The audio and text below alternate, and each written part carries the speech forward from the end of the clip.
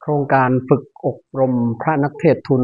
เล่าเรียนหลวงนี่เป็นโครงการที่ดีซึ่งมีโอกาสได้ติดตามทางออนไลน์เป็นประจำวันนี้ก็เลยมีโอกาสได้มากราบเยี่ยม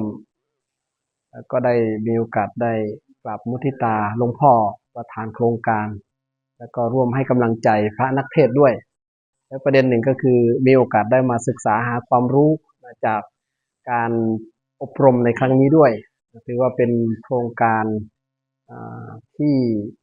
มีประโยชน์มากๆโดยเฉพาะพระสงฆ์ที่เป็นนักเผยแผ่ทั้งในประเทศและต่างประเทศเนี่ยถ้ามีโอกาสได้อบรมฝึกอบรมในโครงการ